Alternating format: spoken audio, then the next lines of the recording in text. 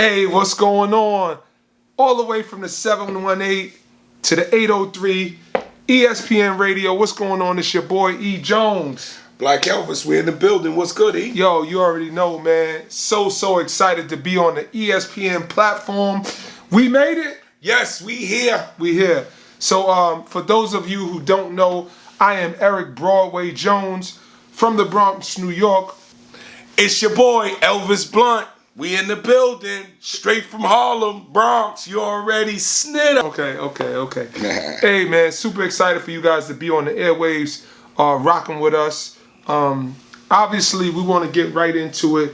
Talking sports, talking the latest in hoops, from the bottom to the top. That's who we are, the bottom to the top sports. Yes, sir. We cover it all. Yo, L, I'm going to jump right into this baseball thing. Yeah, please. So, man, there's something going on with these not even rookies, I would say prospects. That's what they are.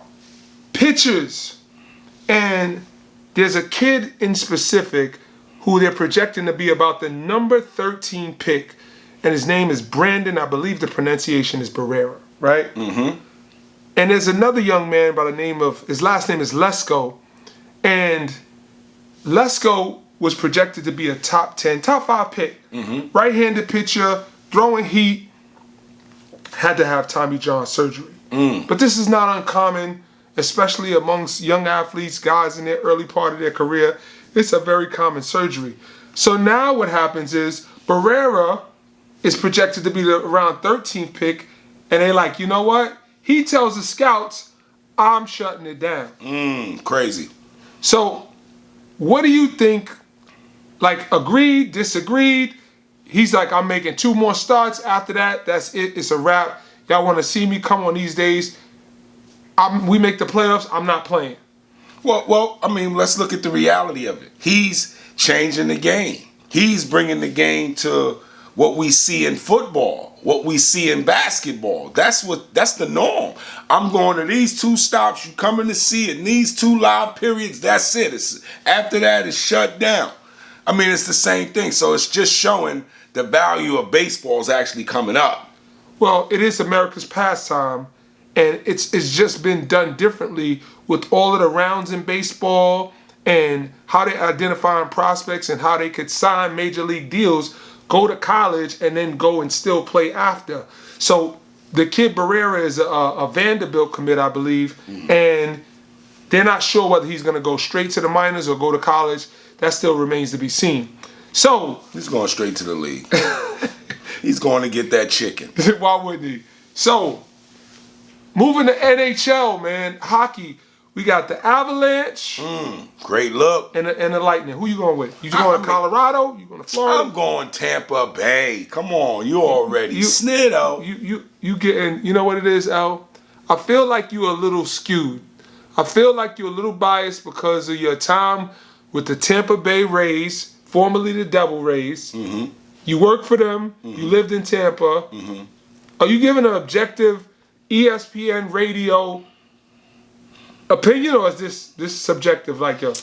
I'm kind of in the middle with it. You know, I gotta be honest. I'm you Switzerland. Yeah, I'm in the middle, man. Okay. Like, you know, and that's only because I respect the Lightning. I know that franchise is just amazing and what they do for the community. Okay. So that's why I'm like supporting them. Okay.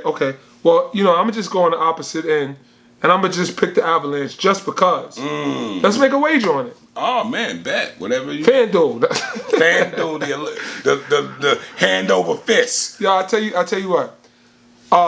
A famous restaurant in New York City is called Peter Luger's. Right? For those of you who don't know, amazing steaks. Right? I'll bet you a dinner to Peter Luger's that the Avalanche beat the Lightning. Deal? Deal. We just shook on it, y'all. All right.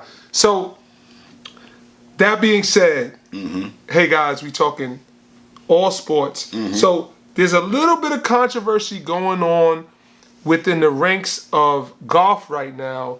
You already know, that's my world. So You know what?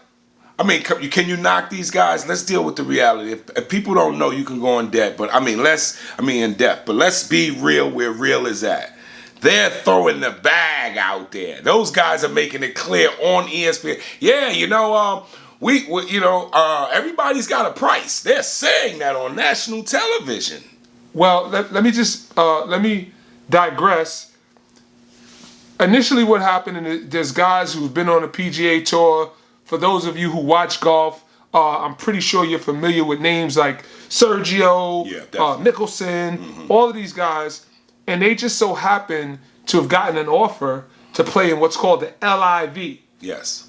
And the LIV league, I guess you can call it a league, moves around to different places.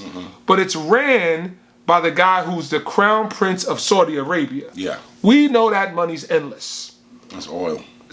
So that being said, he's like, yo, we want y'all to come through, pull up, swing the clubs, and take this bag. If you normally get 1.5, you're getting 5. I think they're throwing bags around like that. Yo, so some of the guys took it.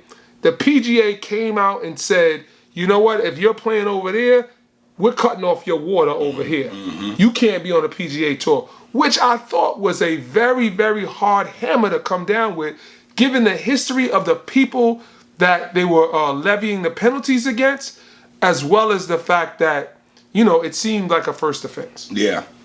Well, I mean, at the end of the day, I guess it's the integrity of the PGA and being a part of the green jacket and all of that.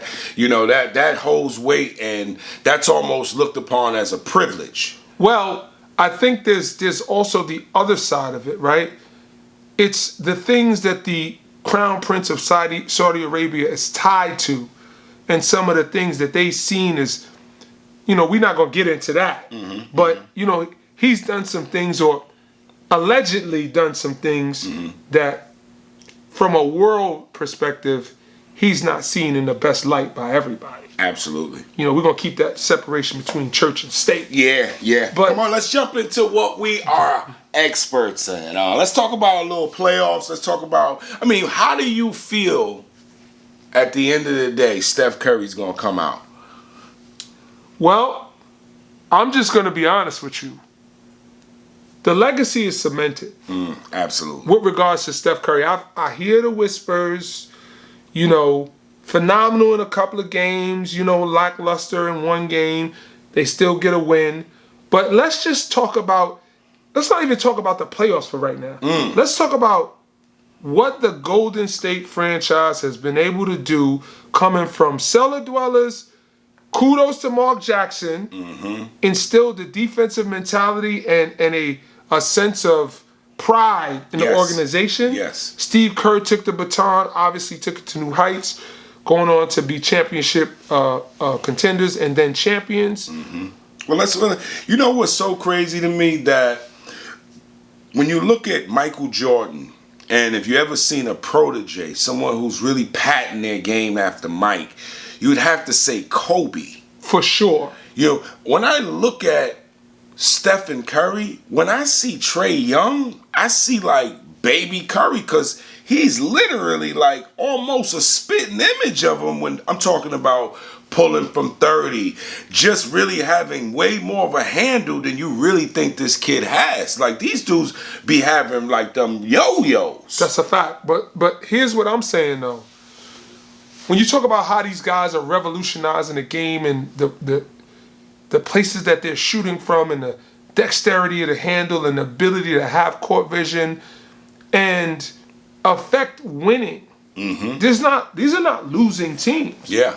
So essentially, Steph Curry is a part of the culture that has brought, let's say he's the main cog, that has brought championship pedigree and the expectation. So it's championship or bust in Golden State for maybe the next 2 to 3 years. Yeah, definitely. Right? Because this is probably still a part of his prime. So, who do you feel is one of the up-and-coming teams in the NBA right now? As I look at it, I think one of the up-and-coming teams is Boston, because you saw everything from Kyrie to Kemba and kind of grooming those guys. Jaylen Brown, and Tatum. Now those were really the guys, and it was like Kyrie and Kimba were just there to hold the fort for that time. They made it to the Eastern Conference Finals, but I feel like the championship, if you're talking about the best representation from each side, it definitely should be Boston or Milwaukee. You say Milwaukee? I was going to say Memphis.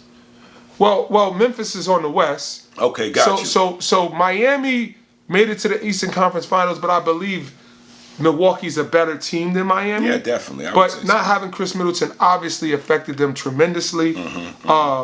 But at the end of the day, I think this championship is like a little personal for Steph Curry, because it's always like, well, Iguodala was the MVP of one, and then you got two with KD, and then, it's going to be clearly him.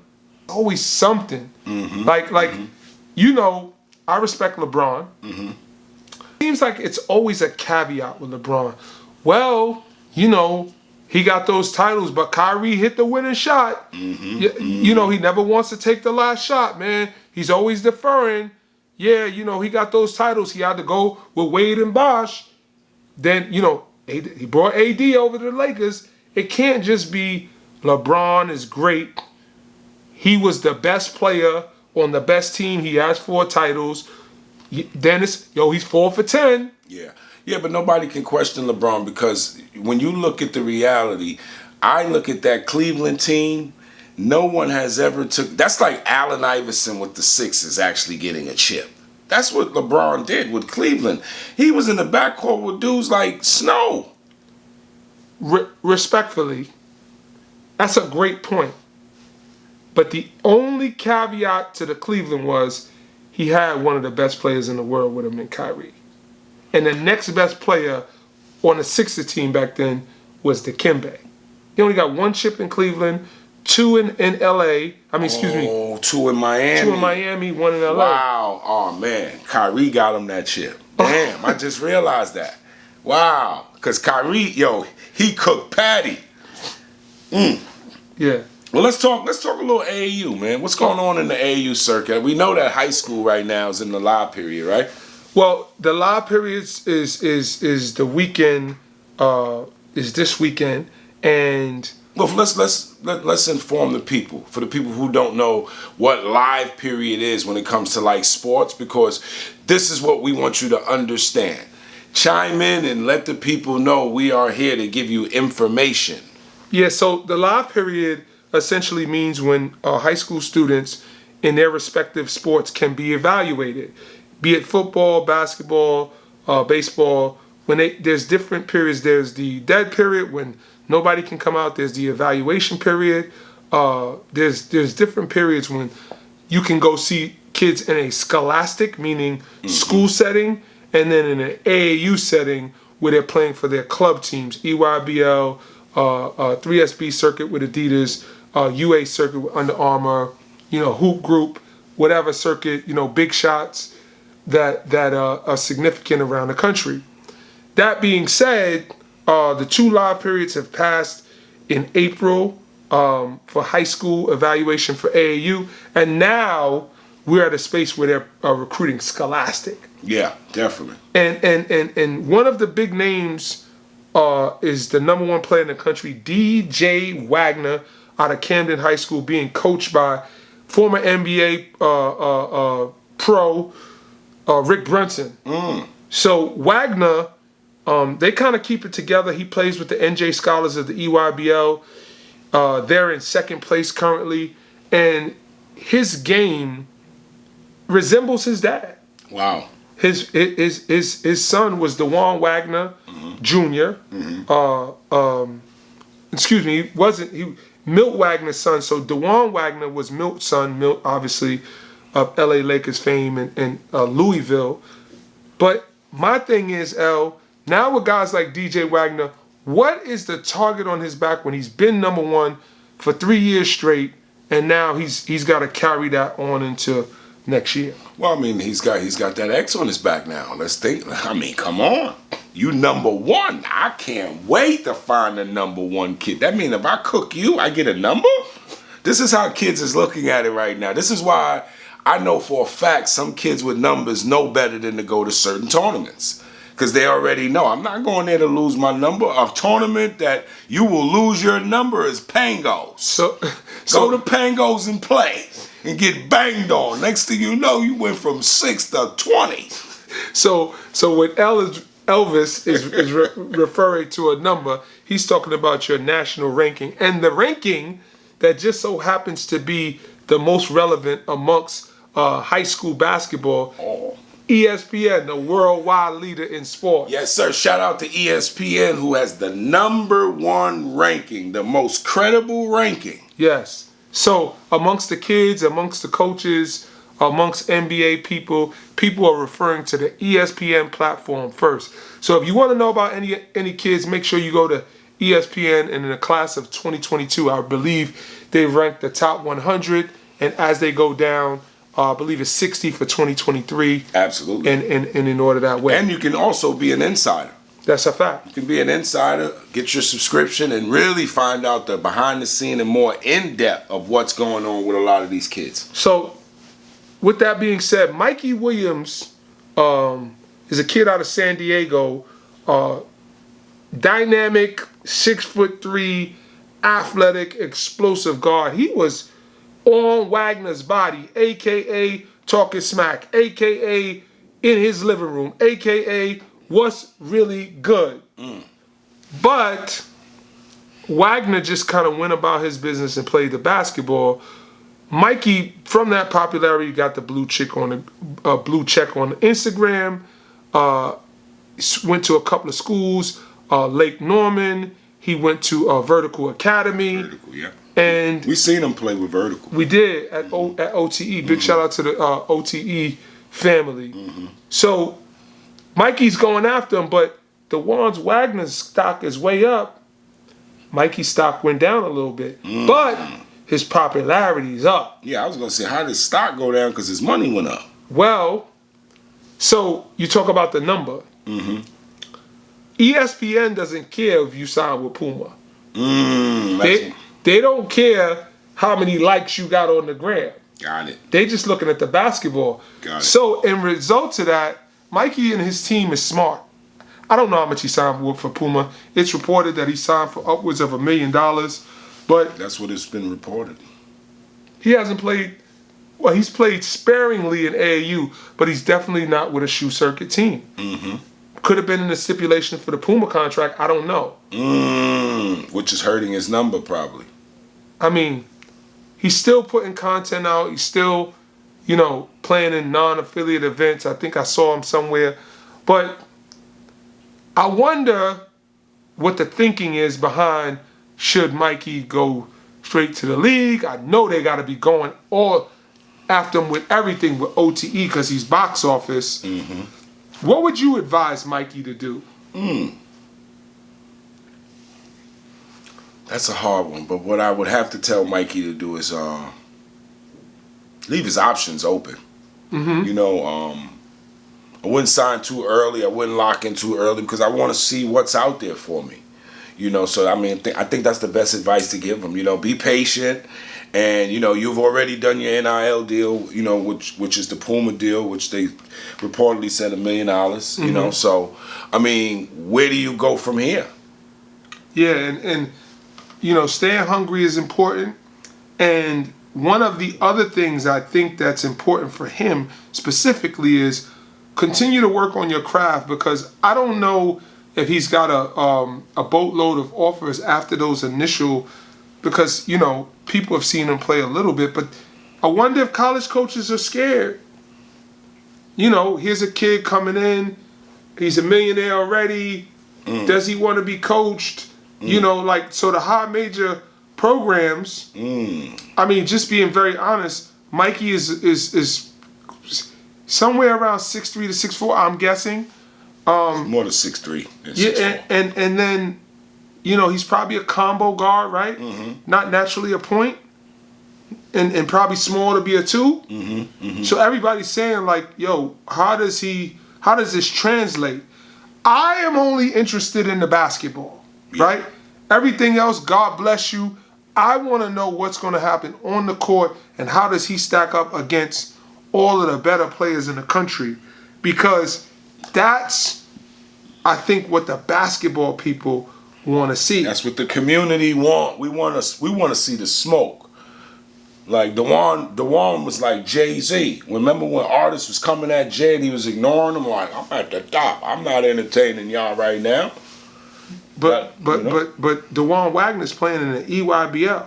That's what I mean. Yeah, He's not entertaining them. He's at the top of the top. He's number one at the top. But here's the other thing. Dewan Wagner gets a chance every time there's an EYBL session to play against the top players in the country. Yeah.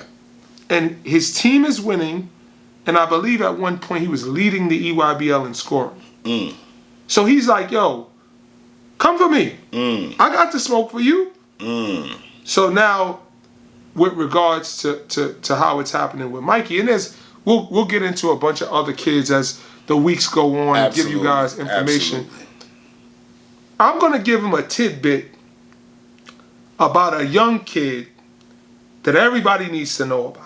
Nice. I'm going to Toledo, Ohio, L. Uh-oh.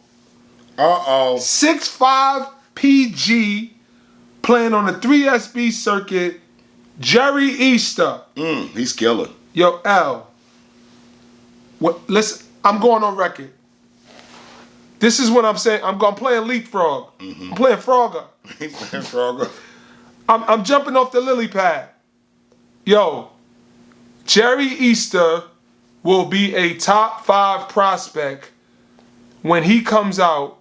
I'm guessing that's class of 2025 or 26. He's a freshman now, so y'all can do the math. Yes. Jerry Easter, 6'5" point guard, Toledo, Ohio. Man, oh man. And when he's not a 6'5" combo, he's a PG. Yeah. Court vision, athleticism, skill set, shoot it, get downhill, tough, strong. Yo, I know y'all thinking I'm embellishing, but when you know what? You got YouTube. Go check him out. You got Google. Check out Jerry Easter and holla at us. That's one of the spotlight kids. I got another one for you. Who you got? Young boy, 7th grader. Out of South Carolina. The hometown hero. The hometown hero. He's going to be y'all hometown hero. Cato Miller. He's a 7th grader. Let me just put it out there right now. Okay. It's been conversation early about Donda and Kanye talking about that kid needs to come to school in L.A. This is where I put my head down. So you got to understand, this is how heavy this basketball thing is. He's only in the 7th grade, y'all. So what is it that a 7th grader can get the attention of people all across the country? Well, first of all, he's what, 6'3.5", 6'4"? Very athletic. 7th grade, remember that. But the key to this is he's a point guard. By the way, E. Jones is a trainer, and he's been training them, getting them right. So I'm just giving y'all the heads up. Those are our 2 spotlights. You got anybody else you want to spotlight? They don't even know who E. Jones is. You're speaking to him. Yo, first of all, Donda Academy, Kanye West's school that he founded this year, playing in the grind session, based out of California. Some notable names like Zion Cruz. They got a kid at Donda now, man. I can't think of his name, but he is a problem. But Cato Miller, man. I trained that kid and I knew right away. I knew right away. Okay, I'm going to give you a sleeper out of New York City. Yes, sir. Everybody knows Ian Jackson. They know Elliot Cadeau out of Jersey. They know about Tahar Pettiford. Christian Jones out of my alma mater, Our Savior Lutheran. Left-handed, 6'4" point guard. From Connecticut originally, cerebral, been doing well on the EYBL, was ranked on the #1 ranked team in the country, the New York Lightning. Big shout out to the Lightning family. Check out Christian Jones, super ambidextrous, won the grind session this year, was a starting point guard, man, make sure y'all check out Christian Jones. So that's what I got for my last spotlight. Got it. All right, well, before every show, we must do our Eric Jones quote of the day. What's our quote of the day, man? All right, here's a quote of the day. The only way you can get the maximum out of yourself is you have to get 1% better daily. And when you do that, find your limit and then push past it. Then you can achieve greatness. I love that. That's what I'm here for. All right, I got my quote of the day. Sometimes I know you got to let off some steam. Yes, sir. So we're going to call this Ask Elvis. I want to ask Elvis, what do you got for the people that you need to get off your chest? Let's see. First of all, I would just love for the people to chime in and lock in on these words. There's too many people out here that's going out here and they're following smoke and mirrors. You have to have a plan. If you do not have a plan, guess what you are planning to do? Planning to fail. So with that being said, you have to understand, I don't care if you are in the 5th grade. You have to now start getting a regimen. You got to say, okay, I got to start doing my push-ups. I got to start dribbling the ball. Instead of me going to school just walking with my friends, maybe I should dribble the ball all the way to school, put it in my locker, dribble all the way back home. These are things you can incorporate as a child, and as you get older, your list just gets bigger and it gets stronger. It's my quote, that's where I'm at, bro. So I just want to let you know, we running down on 5th graders. Yo, shorty, come here. Yo, look.